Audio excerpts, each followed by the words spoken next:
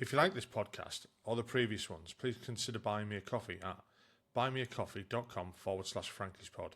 It just goes to help fund the software and the hosting.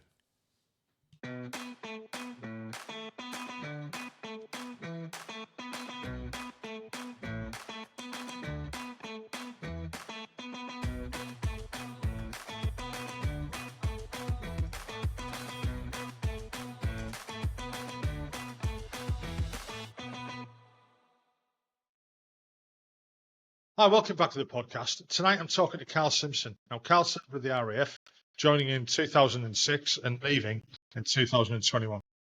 He's gone on to set up his own, I would say, empire, motivational. You know, you're getting there with it. I know. I mean, I've been keeping an eye on since Christmas on the stuff that you've been putting out on Facebook and stuff like that. And I want to get involved, but I'm a bit scared. But we can talk about that later on when we get to that time in the, Everyone's scared. Doesn't matter how big or hard they are. They're always scared to take that plunge because of fear of failure. That's what it is. Well, yeah. So I mean, start off deep. Yeah. So that's what you explicitly said to me. Right, so if we just start off with the same 5 questions that I normally have for everyone, which is, where did you grow up? Why did you join? What was it like?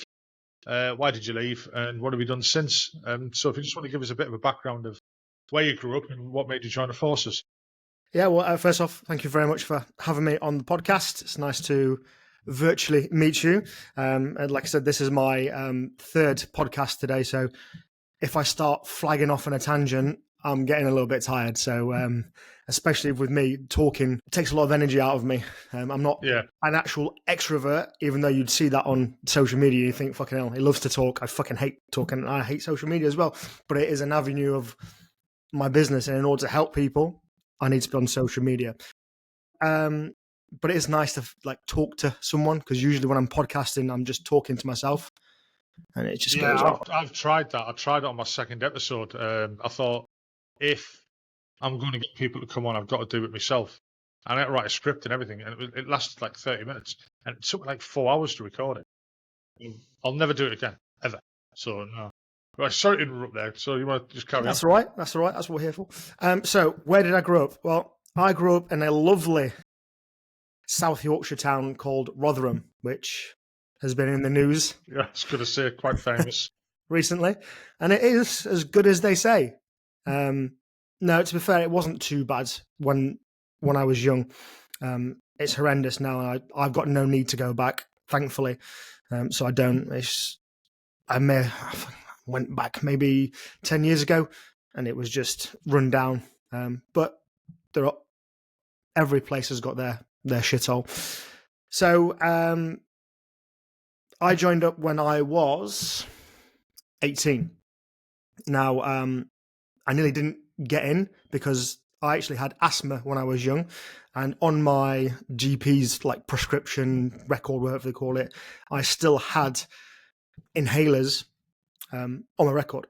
And at the time, you weren't allowed to join up with asthma, so I had to go through all kinds of spec meds to make sure I was physically fit to serve, because I hadn't touched inhaler for ages.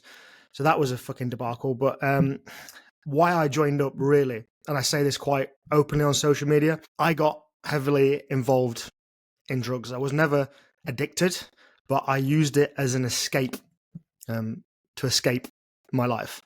I was lucky that I didn't get addicted, and because I was on the good shit like cocaine, amphetamines and stuff like that. And then a lot of people ask me, well, how did you get into the forces? Well, when you tick the box, have you ever done drugs? It's probably always a good idea when you go for an interview not to tick that box, no matter what it says. And I actually had someone that I was talking to on Instagram, and he was like, oh yeah, I'm going for my interview. I failed it. I was like, why? He goes, well, I did drugs. What, and you said you did? Yeah. I thought it best to be honest. I was like, 99% of the times is yes, definitely be honest. But if it's going to help you get out of a shit situation, and you're probably never going to go down that path again, then you want to tell a white lie. especially with the drugs that I was using. I say using. It was they were fast metabolizers, so even if they did do a piss test on me, they wouldn't have caught. So yeah, that's basically why I joined up. I have no idea why I joined the Air Force, but it was to do with confidence, because I wanted to join something like the Marines, but I didn't think I was fit enough at the time because of what happened for my asthma, and I was fucking shit at running as well. So I got sold the absolute dream of the RAF Reg, which, yeah, I'm saying fuck all. Right? I'm not going to start. I'm not going to go down that avenue. You know, the 5 mile of death and all that. No, I can't. I obviously went to, well, not obviously, I went to college before and studied sport and exercise science and psychology, so I was really into the academic stuff with exercise mindsets when I was young. So actually, to put 2 and 2 together of what I do now, it makes kind of sense. So yeah, joined the RAF Reg, and then the funny thing is, I did a second amendment, did like a week or 2 in the AFCO. And obviously, they pulled my file up and they went, "Oh, you're pretty intelligent for a RAF Reg gunner." I was like, "What do you mean?" They went, "Well, you could have been this, this, this, this, this, this." I was like, now you fucking tell me. Would have been nice to know when I was in the interview stage, but obviously they've got quotas to fill and there was manpower issues, should we say. So yeah, that's basically childhood in a nutshell, why I joined up. I mean, to be honest, it wasn't until I'd been in the army about, I don't know, 3 or 4 years that I even knew that the RAF Regiment existed. You know, it was never on my radar. So I was never looking at the RAF to join when I joined. But it was like, so my first posting was out in Gutterslow, and we used to land in RAF Gutterslow as it was at the time, and you'd see them milling about there, you know, because they were there for the defence of the things, you know, they had their own rapier and stuff like that. And in artillery, you know, you get to notice stuff like that. But I'd never heard it. I didn't even know they existed until then. And I know there's always that to and fro, and it's not animosity, it's banter. You know, it's between that the fucking Paris Marines, the Army, the RAF, and all that, and it's always the RAF, and it's all. I think it's funny as fuck. But I can imagine it quite upsets some people. But if it does, yeah, I mean, imagine doing all the fucking shit, all the section battle drills, digging trenches, doing all the warfare stuff, to never actually get utilized and use it. That is the only shit part. But then we weren't formed to go offensive. No. We were offensive defense. But obviously, they don't tell you that at the AFCO. They go, "Oh yeah, you can go here. You can use this. You can do this. You can parachute. You can do this." I'm like, "Oh yeah, fucking sign me up." Actually, you're gonna drive around desert looking to get blown up and not actually see much action. Obviously, there's like a part of SFSG, a contingent that go down there. But yeah. I mean, in the artillery years ago in the 80s, during the Cold War, we used to have a regiment called 50 Missile, and they had the Lance nuclear capability. And they had a battery called the Special SPG, a Special. Oh, you know what? I forgot that. I'm going to say Patrol Group. I don't think it is that. But their sole purpose was to guard the launches. So if they're deployed out in the field, they would go. Then exactly the same as like the RAF Reg. They'd dig in. And they were artillery. They weren't infantry, and they would go off and do like the advanced battle courses and stuff like that, and the infantry courses and the section commanders courses in Brecon and things like that.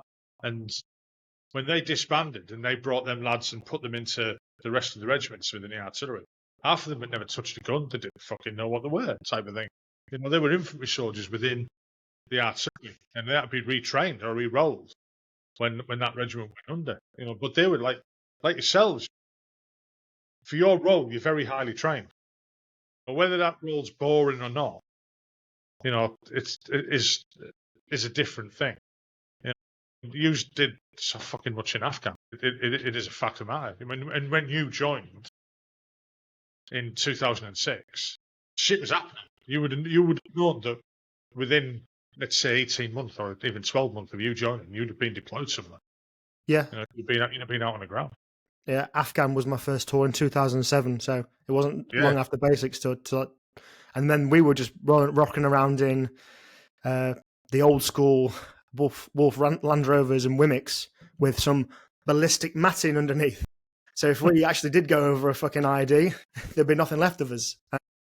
So what was training like for you? What was it like turning up there? I mean, where did you do? I don't So know. we do it at No idea RAF whatsoever. Honington is where we do it, and it's changed now. It keeps changing like every century. Before my time, everyone used to go up to RAF Halton and get trained with the rest of the Air Force. And then when you go to your phase 2 training, that's when you go to Honington. When I joined up, I went straight to Honington, which is in Bury St Edmunds, which is actually quite a nice part of the UK near Cambridge. So plenty of nights out in Cambridge and Newmarket. Yeah. Students. Yeah. Yeah. But the problem is now that they've reintegrated the RAF Regiment with the rest of the Air Force, what you see now, or when I was a basic instructor, what I saw was they saw how everyone else had it easy when they went to phase 2 and did like the Clark's course or the PTI course. They went to Honington and started to get shouted at again because it's phase 2 now, not phase 1. So you can be a little bit meaner, like be a bit more like the military, not like it is now. And then there was loads of like PVR rates when they got to phase 2 because they didn't like the way they've been talked to. So, it's a different world. Like I say, when I joined 85, I mean, and to be fair, I didn't get shouted at and beasted and stuff like that. I joined junior leaders. So we did a year in training basically before we got all units. We were supposed to be the future leaders of the army, which I think is a really, really good idea, and they should have kept it up. Each corps and each regiment, or each regiment or corps, whatever you want to call it, should still have a junior leader. If we had the numbers that were joining and we still had the size of the military that we had, instead of getting rid of them and all going to Harrogate or the RAF's equivalent or the Navy equivalent, I think it was a better idea because it brought up them soldiers within that corps, that type of thing. Whereas I suppose what you were doing with the RAF regiment is exactly the same thing. What you do in your phase 1 is a lump of people who you're probably never going to see again because they're going to be on totally different trades and stuff like that. So I suppose it's like the same now for phase 1 for the army as well. They'll go to Pairsbright or wherever or AFC Harrogate, training with guys who are in the infantry guys will all be in the same platoon or whatever, and then they fuck off the battalions and never see each other again. So what was phase 2 like for you then? Was it a shock? Was it enjoyable? It feels like so long ago, and I only left a few years ago, but it feels like I've been out for 10, 20 years.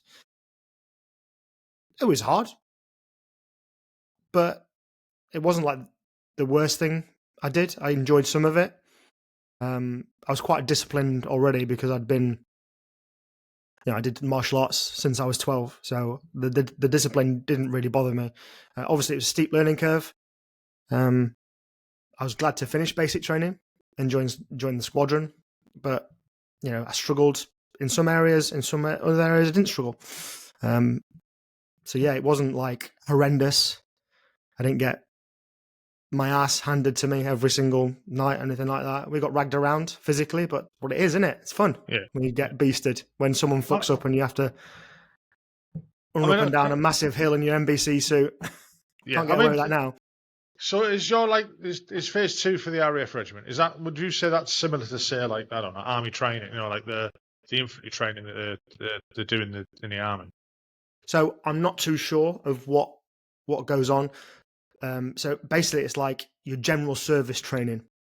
So you're supposed to train to be like a warfighter first. Yeah. Just like the Navy is, but it doesn't really happen like that. So you do like you drill, kit prep, ironing, stuff like that, general service knowledge.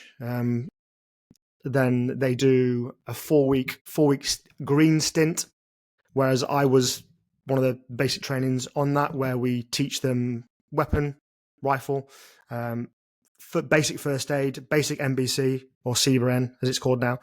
And then we took them on a Bookshy little exercise with inspections and stuff like that. And then after that, if you joined up as to be like an ICT tech, you go off and do your trade training. Yeah. If you're a PTI, you'd go and do running PTI stuff. And then if you're regiment, you went and did advanced fieldcraft tactics and stuff like that. So what level does the RAF regiment get to with it? So like when you've got your squadron, you know, like they say, when I was on about the 50 missile guys, they could go off and do, you know, the Brecon, basically. All right, okay, yeah. So we didn't go and do Brecon. We had our own in-house training. So before you got selected for promotion, you had to do like a Brecon course. So you do your juniors, you do your seniors, and then you'd be eligible for promotion to corporal or promotion to sergeant. So that's like a 14-week course where we did like a orders and all that good stuff. You're writing orders in your little tam, with your fucking head torch when it's pissing down and doing that kind of stuff, building model pits. And then if you pass the command phase, I called it, then you do like RMQ and weapon instructor. So every corporal in the RAF Regiment is a skillet arms. All right. Yeah. Which for you guys is like, what the fuck? Because that's like a specialist trade that you go down, isn't it? Like a qual that you go down. But because we have to run our own ranges and do stuff like that, so we need to be in-house. So you're within the RAF, you're really like quite self-contained as well. Yeah. Yeah. You know? And how does that fit with the rest of the RAF? Do they like see you as like the fucking look down on you, look up like the bastard child of the RAF? I didn't want to put it that way, but yeah. Yeah, it's weird. Like it's so weird. They even brought Lance Corporal into it as a Section 2 IC because, to be fair, it's a role that we use.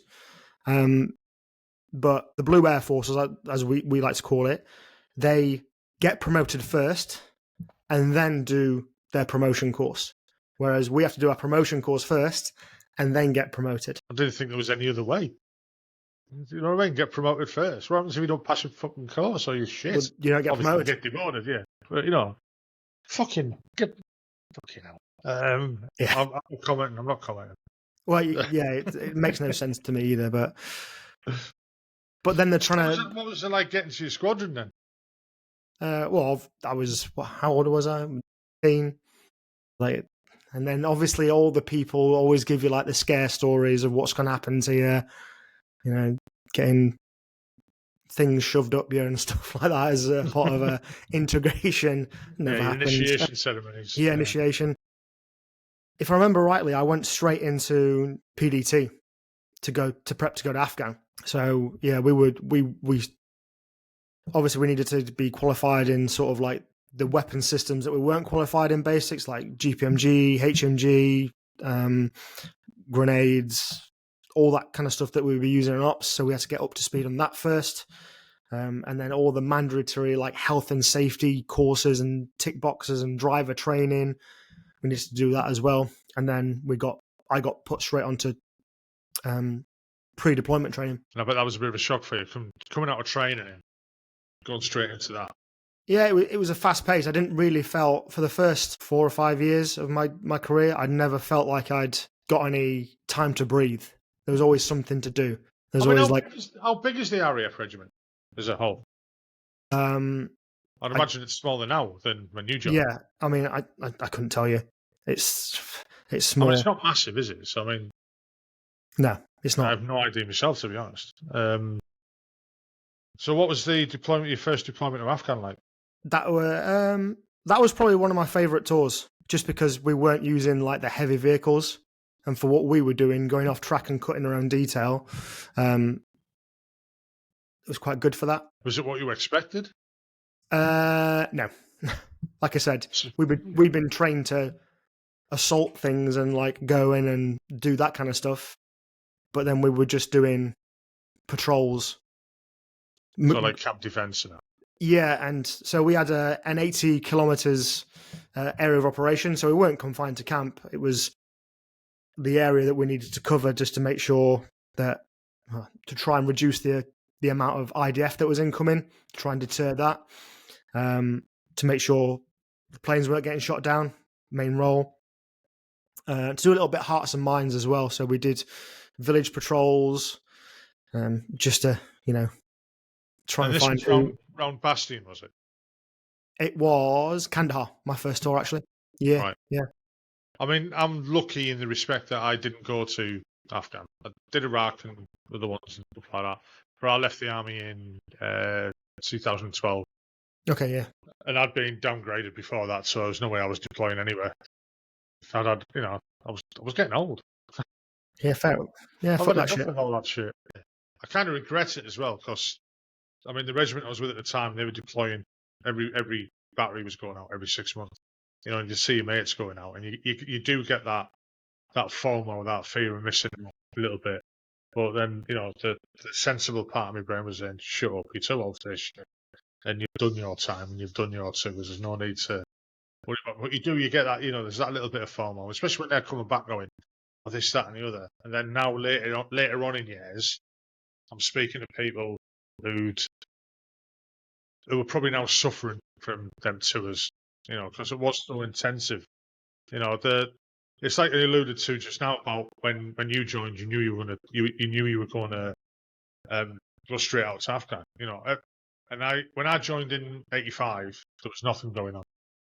There was the Cold War and Northern Ireland, and even at the time, there was very few of the artillery going out to Northern Ireland. You used to go out and do adventure tours, so a lot of it was just exercise training,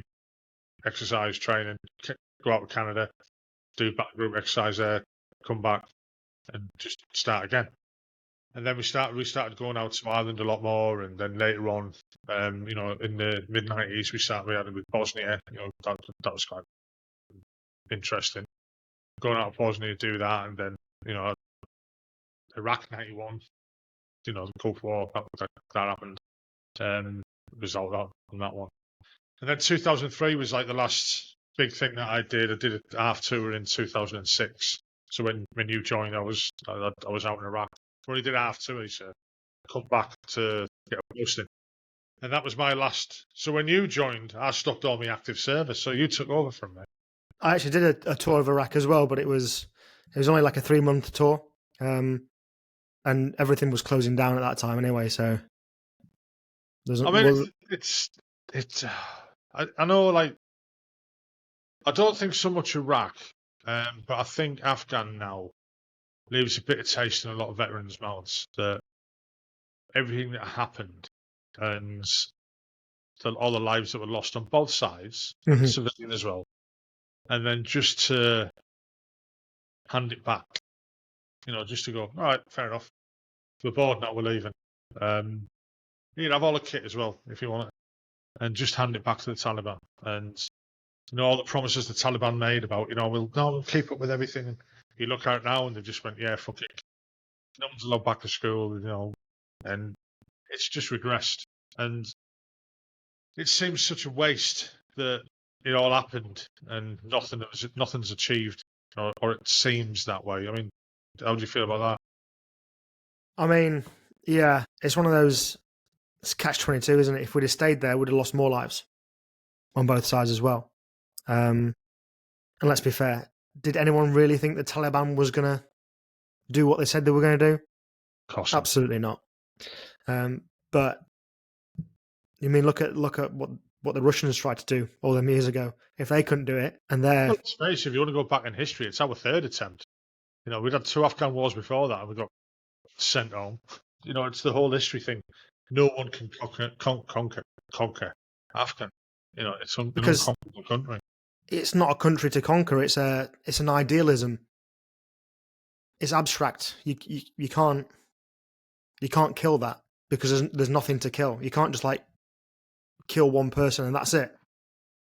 Like the head of the Hydra and everything goes.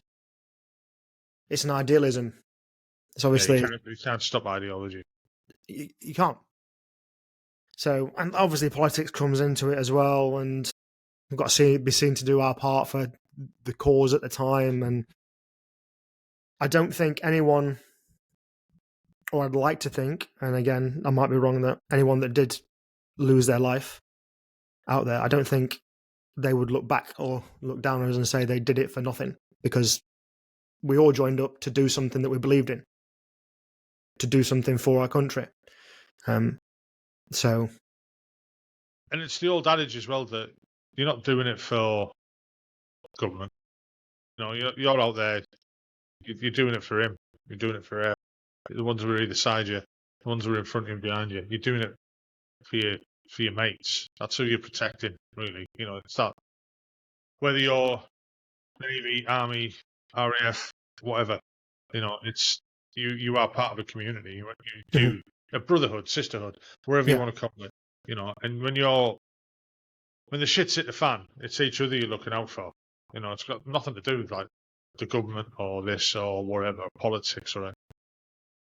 We don't get involved in politics. We get told to go and do that, and we do that, and then we look after each other. Yeah, 100%. Yeah. So, what else was your time like? I mean, what places were you stationed in the UK? You know, just Bury Settlements or RAF Honington, and then I finished my career at RAF Halton, which is in Wendover, which is an amazing place. It's chill. It's out in the countryside, but it's not too far away from the main town, where you feel like you're in the middle of nowhere. So it's got the right balance of country bumpkin vibes with the Chilterns and the hills behind you, and then it takes you 15, 20 minutes to get into where town is, if you like. Yeah. And after I had finished on my operational squadron, that's where the real Air Force came in. We did adventure training in Las Vegas. I went to Egypt scuba diving.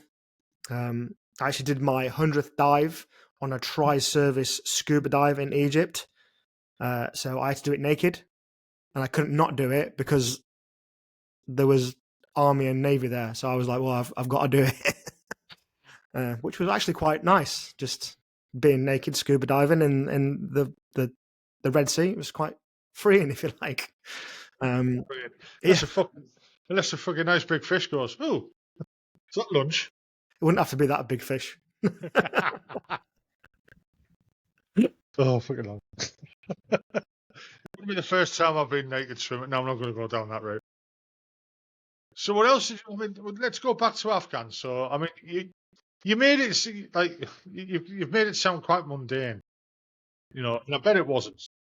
I mean, I know guys that were there in places like Kandahar and Bastion as army, you know, and they were there doing like, you know, QRF and stuff, and you know they had a fair few incidents. I mean, I can't remember when Bastion got attacked, what year it was, but.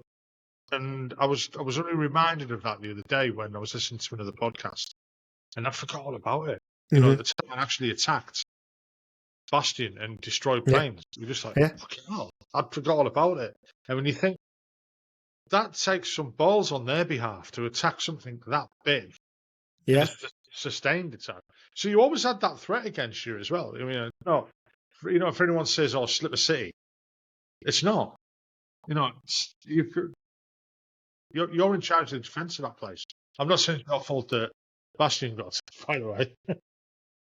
Yeah, that makes me laugh when they say, "Oh, yeah, the Battle of Bastion." They're calling it the Battle of Bastion. No one fucking called it the Battle of Bastion. That was the Sun, all right, or whatever newspaper it is. And then there was all the rumours about shooting around body armour and stuff like that. Okay, yeah, cool. Like, come on, really? Do you really think we've got time in when shit hits the fan to shoot around body armour? No. I don't believe that. Not that I was there. It wasn't my unit.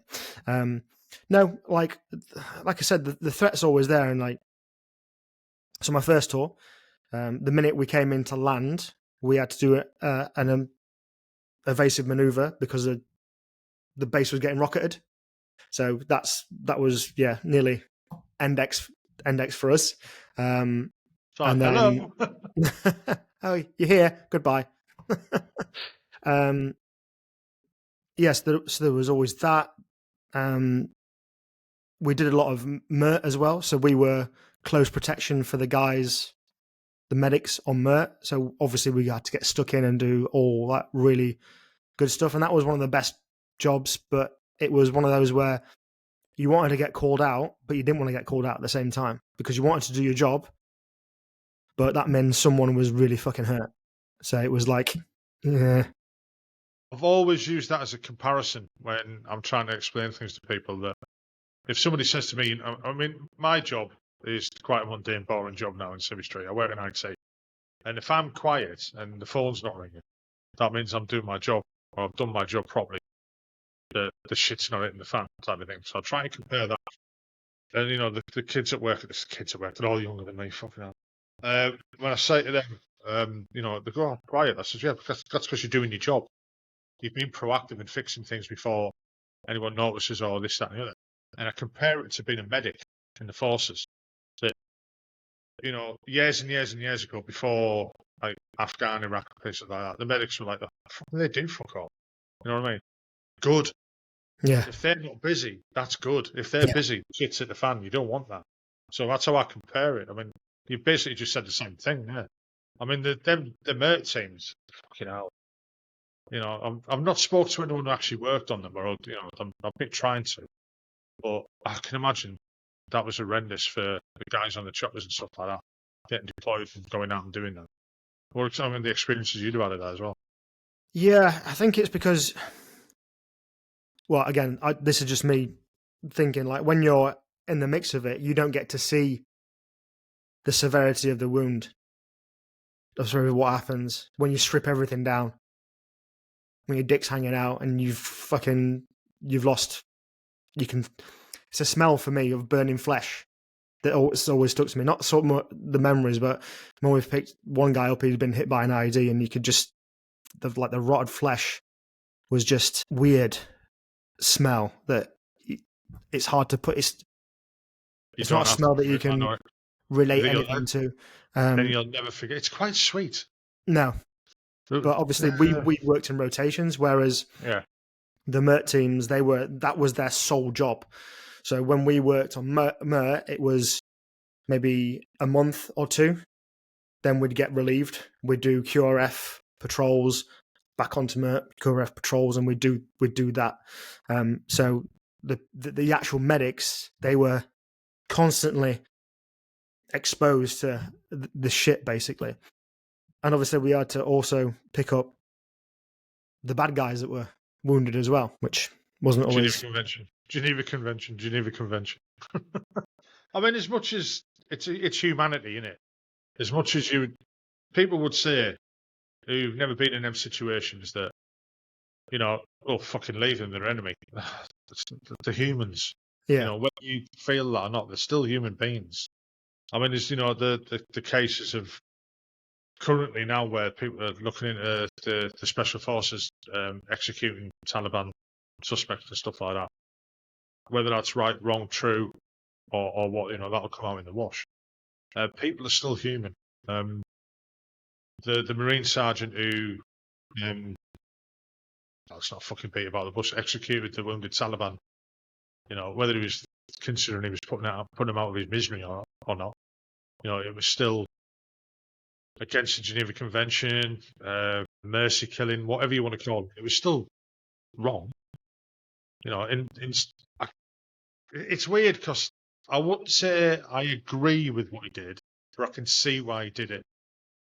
And, you know, I mean, the way they made their mistake was leave the fucking helmet cam on, unfortunately. You know, yeah, if you're going to do something, at least burn all the evidence.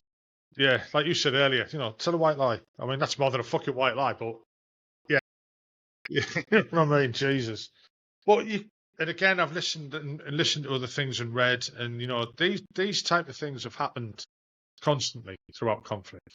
You know, we all think that in the Second World War, Germans bad, British good, you know, and we treat everybody like he's a cup of tea, this and that. That's not the fact.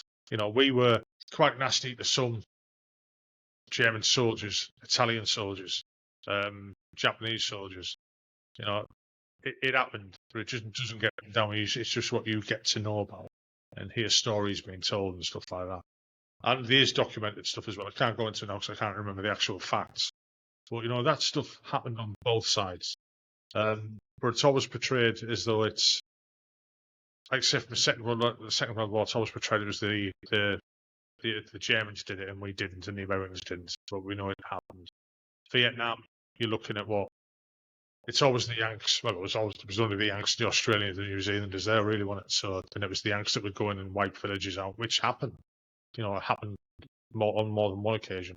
Also in Iraq, with the Americans going out and basically fucking, we're going to kill as many people as we can. The case of that section that went out, and they all got caught and they all got life. Rightly so. They were killing innocent civilians and stuff like that. But killing, you've got to treat all the injured equally, I think. And that's the way we've been trained, and that's the way it's taught. That's the doctrine. So that's the way it should be as well.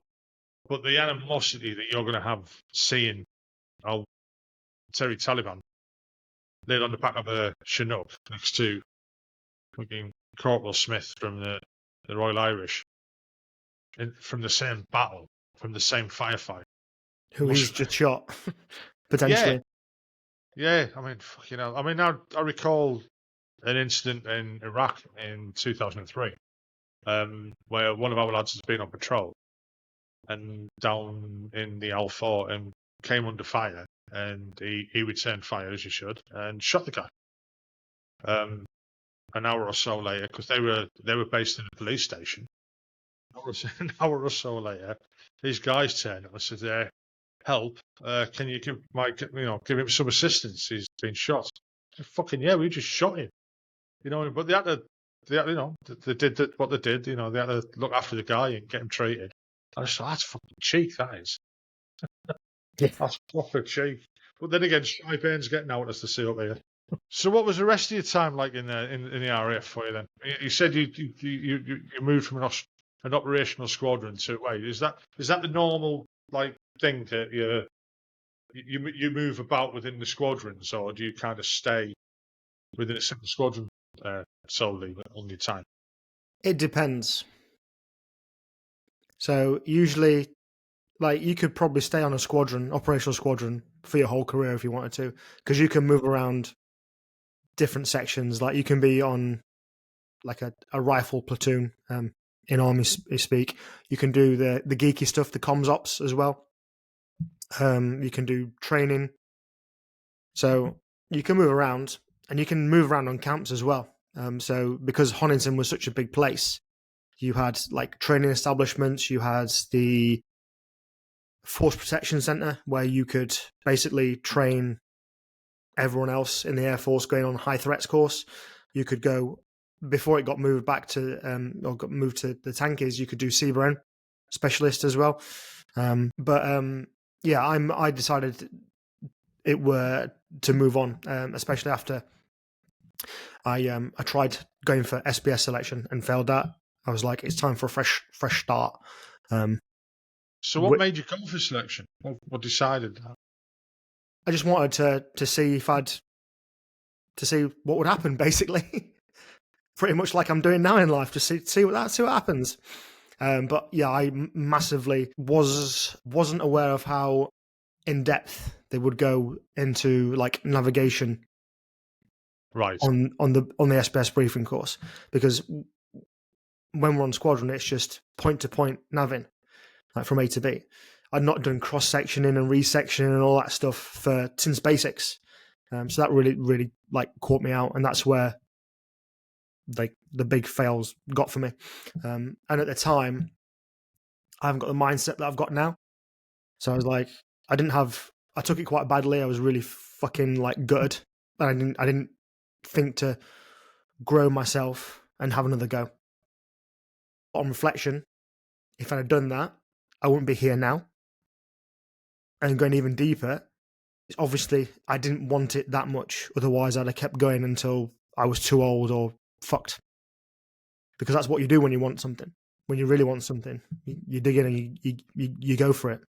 So that was a massive mirror to myself that I didn't really want it that much. Is there a lot of guys from the RAF Regiment go for selection? Because again, it's not something I'm aware of really. Yeah, so there's not many people that go for SPS, but I like scuba diving, so I was like, well, scuba diving, SPS. That makes fucking sense. Idiot, I know. So yeah, that's why I went. But most of the people that I knew went for 2-2, not SPS. And what about? I mean, I've got guys, and I know guys who've gone there. I know a couple of guys who've tried twice for selection, and when they come back to the unit, they both got RTU due to injury. And generally, you only get 2 goes at it, and that's it. One of my closest friends in the army, he was offered back to go, but he decided that it wasn't for him because he started, I wouldn't say looking down on them, but he thought they were shit. You know what I mean? He go all the way through the jungle and all that, and basically walked out. He went, "No, he's a crap.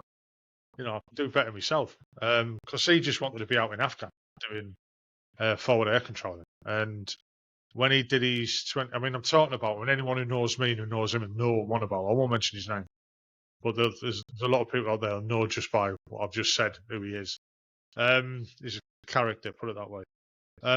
He'd done his 22 in the army, and the day after he left the army, he joined the RAF as an officer, just so that he could go back out to Afghan and be a forward air controller.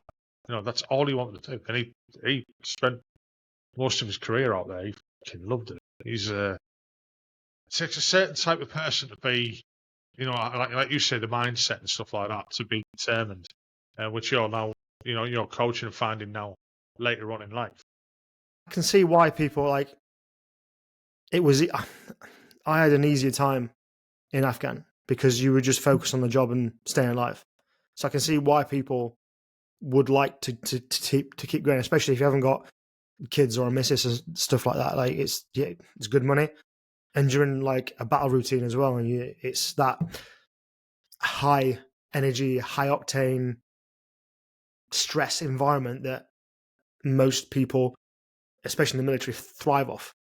Yeah, it's the adrenaline.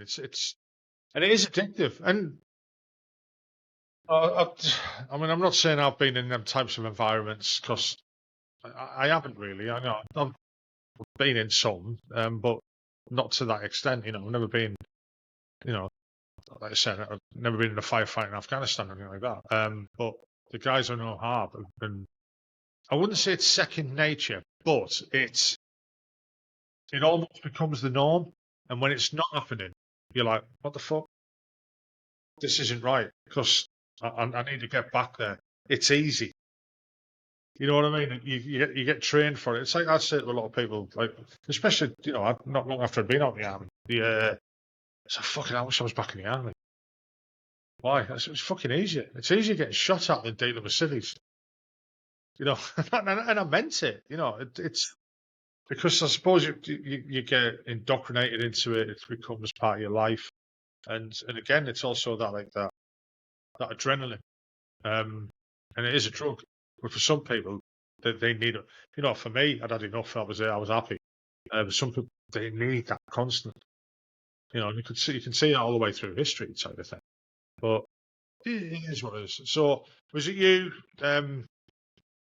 not carrying on with the selection process? Is that what decided you to jump ship? Yeah, I thought that's my time now to look elsewhere and to start really focusing on my mind instead of just my body as well. So that's why I went into but coaching and mentoring, if you like, phase 1 basic instructor down at RAF Halton. So that was while you were still in the RAF? Yeah. I didn't even know they did courses like that. Yeah, so it's basic training instructor. So you can either do like the full phase 1, or if you remember what I said about the green phase that the recruits go through, the 4-week thing. So instead of doing the full, like being with them from day 1 to Index, doing all the shit thing like kitting and teaching them to iron and stuff like that, I did the funner stuff, which was the rifle, taught them rifle. Right, okay. It's just the way you said it that I thought, fucking hell, mentoring and coaching. I was thinking like, what you're doing now. You know what I mean? I was like, No, fucking hell. sorry. So that's when I first started. Like it kind of like sparked for me that I was going to do coaching and mentoring in the long run, because I enjoyed helping and teaching people and getting an end product out of it. And that's where I started doing like my NLP mindset coaching stuff and peak performance coaching. And then because of when I moved into phase 3 training, which was on the same camp, we were teaching people mats, basically, keeping people qualified that needed to go out to Afghan and to short-term placements and the Falkland Islands and stuff like that, just to keep them up to date what they needed to do for the yearly qualifications and the pre-deployment qualifications. And that was quite a bookshy, easy time for me, because we weren't that busy, because we were a training camp. So I basically worked like a civvy job, 8 till 5. That's when I started PTing to earn some extra money. Not that I needed to, but I got told it was really good money. So I was like, well, if I'm not doing anything of an evening because I wasn't married, might as well be in the gym, because I love being in the gym anyway, teaching people how to use and be better. And that's where it all started to snowball for me. So I never actually thought that when I first qualified as a personal trainer, that this is where I'd be now, sitting here now. So that you left in 2021. How did you find that transition from being in the forces and then all of a sudden, because it's quite recent for you as well. I mean, for me, it's a long time ago. Yeah. That transition, how did you find that? For me, it was easy.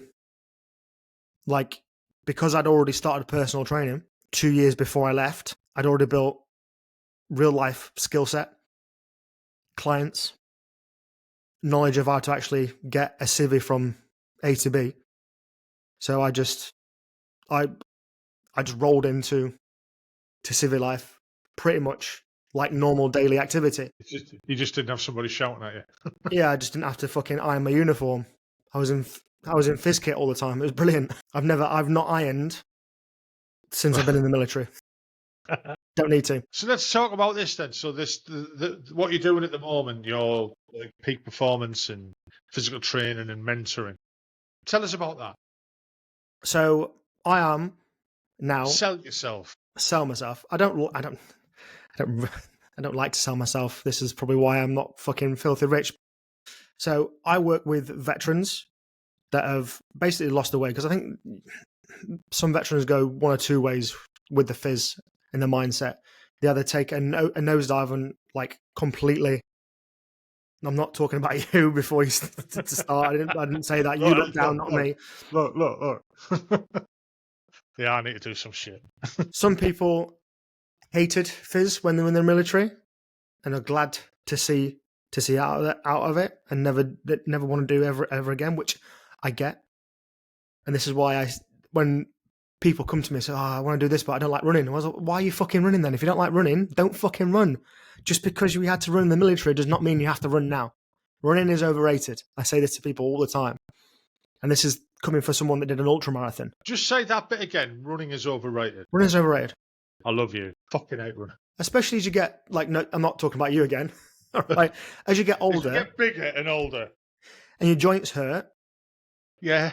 And you don't enjoy running, all exercise is hard as it is. It's a stressor on the body. Why double your pain? Why do something that you fucking really hurt? It's like burpees. Why do a burpee? You don't need to do a fucking burpee. If you want to be a CrossFit athlete, then yeah, you need to do burpees. You want to do high rocks? Yeah, you need to do burpees. But if you just want to feel better, if you just want to look better, you can walk and do weights, or you can walk and do like a home body weight circuit and still get some of the benefits out of it. Because again, military people, they think, oh yeah, I need to fizz. That means I've got to do a 10 miler minimum. I've got to thrash myself. No. Exercise in civistry isn't about thrashing yourself. It's about making you better. It's about increasing your energy and making you so that you're around for long enough to see your kids, see your grandkids, or to to do whatever you want in life. So I work with veterans who have lost their way in the physical form, but also from a mindset perspective as well. Now, I'm not a counselor, I'm not a psychotherapist. I just have learned that some veterans like to do things. They like to take ownership. And when they feel like they don't have power, learn helplessness, that's when the spiral starts. Because some people like traditional therapy and talking about it, like you've been for therapy before, but there are also things that you can do on a daily basis, like journaling, like meditating, like breath work, that will make you feel better, like setting goals, like achieving things. Because in the military, we had such high standards and we were always doing stuff. We're always either prepping to go out and exercise and learning a new skill set, or going on a different course, or making ourselves better. Sometimes we didn't want to go on that fucking shit course, but we still had to do things. And it was this like resilience of, yes, you've got to fucking clean the gympie. It's going to take an hour because you've just had it on sustained fire for the last 3 hours on a fucking range. It's the hardship that I think, I don't really want to say the word weak, but if you look at the rest of the world now, it's comfort that kills. And you can't get away from discomfort. You can choose the easy path and sit and do nothing, drink, eat. You keep doing that for long enough, you'll get diabetes. Or you won't be able to walk up a set of stairs. Or you'll develop mental health issues. Because we forget again, exercise is a natural antidepressant. So one of the first things like I ask people is like, oh, I'm struggling with my mindset a little bit. I was like, are you exercising? No, I haven't got time. Okay. Like, this time thing really pisses me off because we've all got the same amount of time. You exchange time for what you value. So if you're in a shit situation with your head and your physical state and you tell me you haven't got time, that means you don't actually value it. And while you sat there complaining that you're in this position and you're doing nothing about it. Sometimes it is an excuse. Sometimes it's a fear of failure. Sometimes it's a tactical thing where you think you have to do this, boring clean eating, or eat fucking 10 eggs a day and eat steak and do some stupid fucking diet, which you don't need to do. So it all becomes a little bit overwhelming. When actually, if you just did small achievable things every single day and you were more consistent at it, yes, you're not going to get quick fixes, but it didn't take you 12 weeks to get into the state you are now. And again, when I say you, I'm not speaking to you, Frankie. I'm speaking to the people that... Do you know what? Fucking, you described my life since I left the military. I'm fucking serious. You have. I'm diabetic. I developed diabetes while I was in the army. And that was because I put loads of weight on. I got downgraded, fucking knackered legs, this, that, and the other, all stuff, weird shit that happened to me. And I'll put my hand on my heart that's still pumping just because it's surrounded by fucking, so the arteries are blocked. I'll put my hand on my heart and say, I am fucking lazy. I was that guy who would dodge out of PT. If I turned up for CO's PT on a Friday, the rest of the regiment either thought somebody had died or somebody was getting promoted. They were fucking more shocked that I was there than anybody else. And that became the norm for me. And it has done for the last 12 years. I've like, it's become the norm. And you saying like about using excuses and stuff like that. And anyone's listening to this and who knows me can use me as an excuse or the example of how not to do it. Because I am that person who'll go, oh shit. The doctor says to me, your knee aches, you've got arthritis. Yeah, you put weight on, lose the weight, your knee's going to get better. Oh, I can't be arsed. I haven't got time. I sit on my arse all day at home. I come home. I sit on my arse and I'm still working. And that's an excuse of me not finding time to either look after myself or progress myself. I've seen you mention them on your posts, the old Ozempic and Wegovy and Manjaro. And I come quite close to this over Christmas. I had a bit of a downer over Christmas. And I thought, I want to fucking go that route, because then at least if I stop eating, or it cuts me down that way, I can lose a bit of weight the lazy way, because that's in my head. It was going to be the lazy way of losing weight. And as I've researched it a bit more, it's fucking not. Because even though you're taking these injections, if you're not doing anything with them injections, you're not going to lose the weight. You've still got to do shit. You've still got to move your ass. All right, you're eating a bit, but So Ozempic works by appetite suppression, basically. So you eat less, you're in a calorie deficit, but unless you get it on the NHS, it's an expense. I think it's like somewhere between 150 to 250 pound a month. I think it is. the cheapest I got it seen for was 129, and the average cost is 179 quid. And I applied for it because, again, I'm lazy. I thought I'd just do it the easy way, and as I found out, I got turned down because the NHS in the northeast don't give anybody it, especially Manjaro, because it's not been fully tested yet. Right?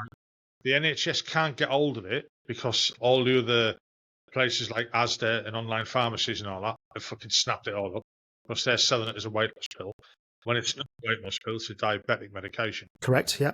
Right, so those people who've got type 2 diabetes who probably need it can't get the fucking thing anyway. You know what I mean? But it's a bit of a bone of contention with me. I almost went down that route where I probably shouldn't do that. I've got to find another way.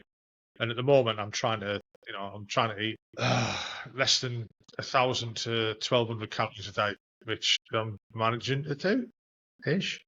I had a pasty like, I won't really say that Ozempic's the lazy way to do it. I mean, one of my friends sent me a post of two skinny bitches taking Ozempic just because they were getting a little bit fat, and it's like, are you fucking stupid?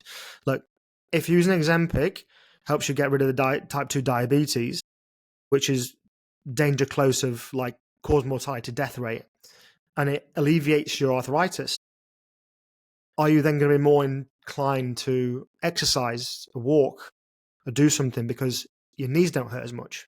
And if that's the yes, then it's definitely the way to go. If it's a no, it's just going to be like anything else, like a gastric band. It'll square you away for the time that you use it. As soon as you stop using it, if you don't square your lifestyle away, your eating habits, you're going to put the weight back on. It's not the root cause. And it's not the cure. It's a help. I know a friend of mine has had a gastric bypass. And he's lost so much weight, it's unreal. I mean, he wasn't that big to start with, but he was big enough that it was needed for him. He went down that route. He had the operation last year, and he's lost nearly 7 stone. But he's plateaued out. I was talking to him the other day about it, and again, I'm no expert. This is your field. And I said to him, look, you've lost all the weight, but you're not exercising. Now, I'll give him his due. At the moment, he hasn't got time. He's doing a university course while he's at work, and at work. So he has to do that, to get the qualification. Yeah, that's fair enough. He spent 4 years doing it. Right, I said to him, he says, I've plateaued. I've still got a belly. I says, yeah, but it takes time to go away, and you still have to. You're going to have to exercise, otherwise you're just going to stay where you are now. All right, you're not eating, but your body will get used to that level, and it'll stay there. And it's not just about like we said, like vanity when we did the intro before we started recording. It's about energy as well, because like your body's supposed to move. You're not supposed to be sat still. Your cells don't work like that. And if we look at, if you want to be around for old age, then muscle wastage is a real thing. So if you want to be wiping your ass for as long as you can without someone else doing it for you, then you need to have some sort of resistance training in there to stop the wastage of muscle. I mean, how do you find that you can use me as an example, right? How would you? And I'm not trying to get free treatment here. Or free advice, not free treatment. I mean, how would you go ahead? How would you go about motivating somebody who's like is fucking I don't know, downtrodden in his own mind is probably what I am, or someone like me, or whatever. So what I get to do with my clients is when they sign up with me, we do what I call mission critical tasks. So I get you to do a future self task, which is getting deep on who you want to be in the future. Like, what impact do you want to have on the world? What experiences? Who do you have to become to do that? Who's that going to help? Because squaddies don't like doing things for ourselves. But if there's someone else that can benefit, we'll be fucking the knight in shining armors that we are, because that's what we did to join up. And if it's going to impact our kids and our relationships, then that's a quite powerful motivator, leverage. So we go deep on that, what it is you actually want to achieve, building an inspiring version of yourself that's someone that you're proud to be. Because, and I have this argument with everyone, most people, about like maintaining. No one likes to maintain. If you're maintaining, you're going backwards.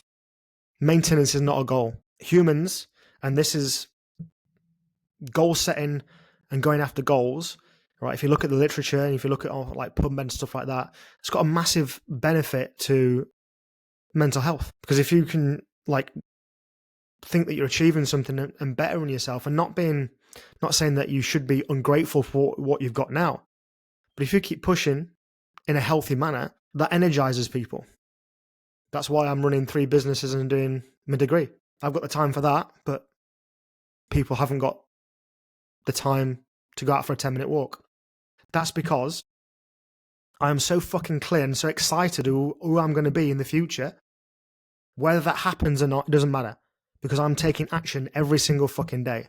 Yes, I'm knackered. Yes, I'm tired. But because I'm clear, because I know what the impact it's going to have for everyone else, that drives the fuck out of me.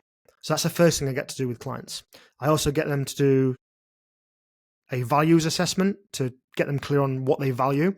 Because when you know what you actually value, and I'm not talking about like respect, integrity, those are all like social constructs.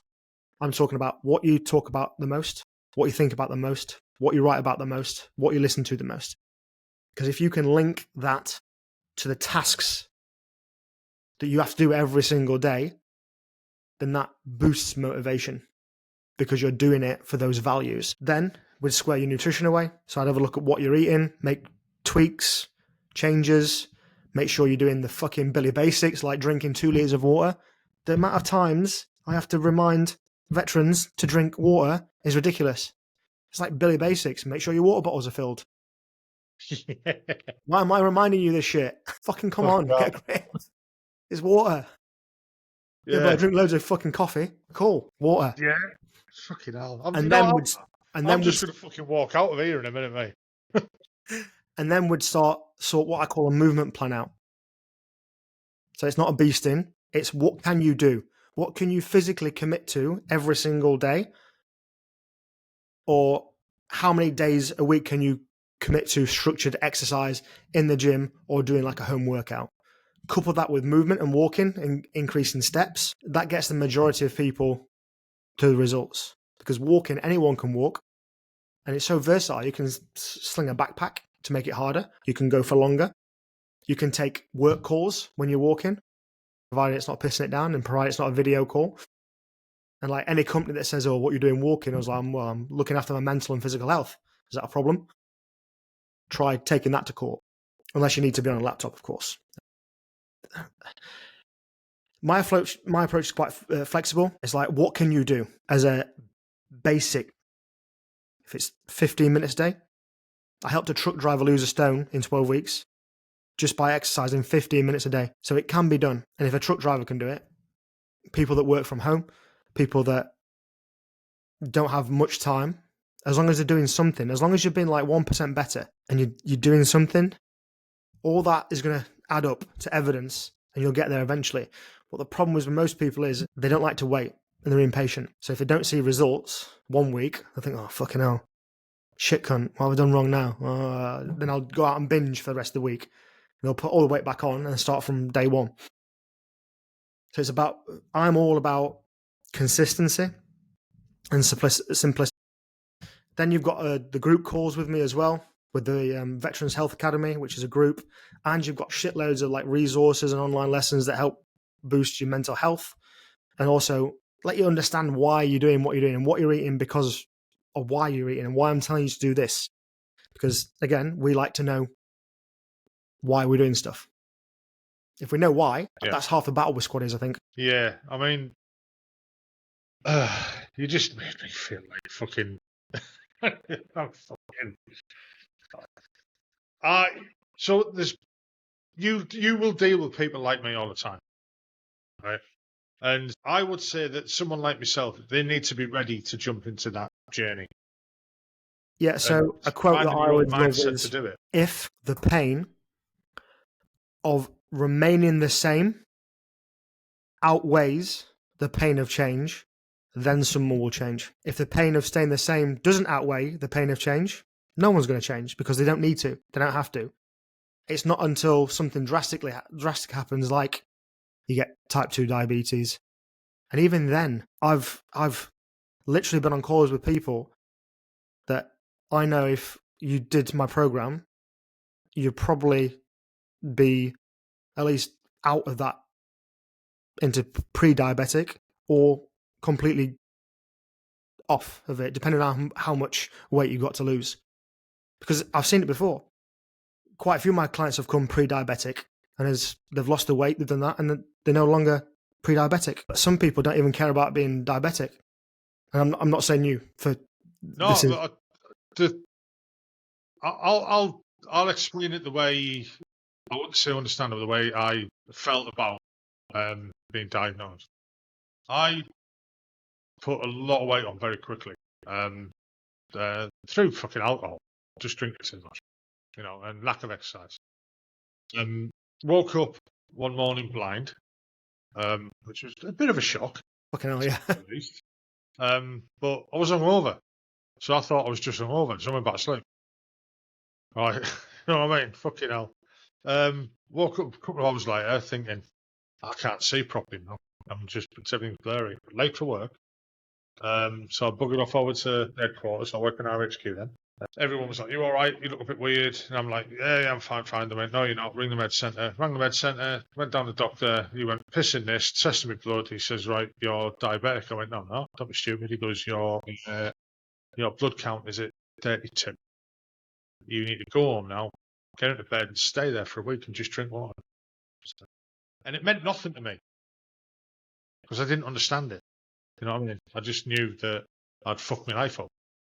And it took me a long time and I probably still haven't got over that. The depression of that, and you all of a sudden get yourself into a mindset, this is me. Because back then, I mean, it was only, 14 years ago, right? Even back then, only 14 years ago, the idea was that if you developed type 2 diabetes, it was a progressive illness and it would just get worse. And it's not like that now. No. So the nurses I was seeing when I left the army, my diabetic nurse was like, "Yeah, you're maintaining this, you're getting blah, blah, blah, blah, blah." The nurse I've got now beats the shit out of me every time I walk in. Good. She fucking grips me. I'm dreading the end of this month when I go through my review. So she's a spade is a spade type of thing. And I know where my own issues are, but I think it's with some people like myself or whatever you want to call it, and it is laziness as well, but it's also that deeply ingrained in your head that you kind of give up. That type of mentality where it's going to take something I think to change someone's mind who's in that mindset, and I'm starting to get out of it, I believe. I probably subconsciously invited you on here to give me a kick up the arse. I don't know. You know what I mean? It works, hopefully. It gets to a certain point where if you don't do anything, the next thing you're going to be doing is getting a stent put in, and that's going to, if that doesn't get you to fucking do shit, what is? So you have got to work a way out to change your mindset, and again, we've got people like yourself and other motivational coaches and stuff like that are out there that will do their best to help people and get them to do things. It's just like you're saying with the mental health that I found with doing the podcast that it helped not only my mental health, but I've had people, message me, not many, but I've had people messaging me saying that, listening to your podcast has encouraged me. It's helped me. I've gone and sought help through Op Courage and things like that, and that, for example, driving home on Tuesday night, I got a message off somebody who basically said, love your podcast. I've listened to all of them. Think they're great. When I was in the army, I was working in the welfare. I wanted to do that when I got out of the army, but couldn't because I had to earn a living. And, he went off to do, as he called, a proper job. But because I listened to the podcast, he's now starting work with the Samaritans. And he's gone back on that route. And when I read that, I was like, fucking hell, I got emotional. So Good. Not just, the impact of that has helped me massively. And other people are saying that, and it is all right. It's little steps, and I'll get there in the end. I'm just got to slowly change my mindset. You can't do it overnight, as you well know. Mm-hmm. But I'm doing that thing again. I'm giving myself excuses. So think about it like this: if you don't square yourself away, who's going to keep doing this podcast and helping people? So I've got those recorded. No, but I'm not. No, you're exactly right. You're exactly right. That's one of the reasons I quit. I mean, all right, I'm vaping, but I quit smoking and went on the vapes because I haven't got the fucking willpower to even stop that. But it was one of the Padres who said to me, "When you smoke too much," and I was like, "No, I don't. You do. You've just, your daughter's just had a baby. You want to see that baby grow up to be your grandchild?" I was like, "Yeah." But it took a while for that to sink in my head for me to quit smoking. And that grandkid's now 17 years old, and I haven't smoked for over 10 years, type of thing. But that's why one of the reasons I quit smoking was because I'd probably be in a lot worse state than I am now. For sure.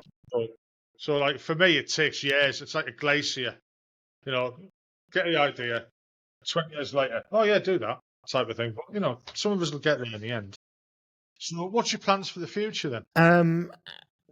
Help as many veterans, and I also work with non-veterans as well as I can. I've also I run a gym, and I am also building a franchise. And I haven't really told this to anyone because I don't really like telling people my goals until I've achieved them. I'm working towards my PhD at the minute. So whether I get there or not, we'll see. I've got a feeling you will. Yeah, I've got a feeling you will. I think you're more motivated than even you let on. And that's the way it is. That's the way it's got to be. Right, we've been on for an hour and 15. I think that's longer than you thought you were going to be talking. Yes, it was. Sorry about that. I interrupted. Right. I'm sorry. Yeah, it's good. It flowed well, so keep it going. Yeah. Right, so I'll end the recording now, and I've got to, again, thank you for coming on the podcast. It's been a pleasure. It's made me think. And anyone who was listening to this who's in the same boat as me, that there'll be. I'll put the notes in the show notes for the podcast. I'll put all the links on for your Facebook and your other links and stuff like that, and your Instagram and everything. Get in touch with Carl. I've got a feeling I might be soon. Don't know what I mean. I'll have a bit of soul searching first. Well, get in touch with him. See if he can help you out. And if you don't go the route with Carl, there's other people out there. And if you feel you do need help, reach out to someone and ask them. And that's the way it is. So again, thank you, Carl, for coming on. I've really enjoyed talking to you. My pleasure, Frankie. Appreciate it. You've kind of embarrassed me. But I've embarrassed myself. That's it. Right. Okay, right. I'll end the recording there then. I hope you enjoyed that podcast. I enjoyed recording it. If you could just hit the like button, and also if you could subscribe and hit the notification bell that'd be great because it'll help the channel grow. The more people will see it, the bigger it'll get, and the more guests I can get on, and the more people I can talk to. Well, I hope you enjoyed it, like I said. Look forward to the next one. Hopefully, we'll be out next week as normal. Bye-bye now.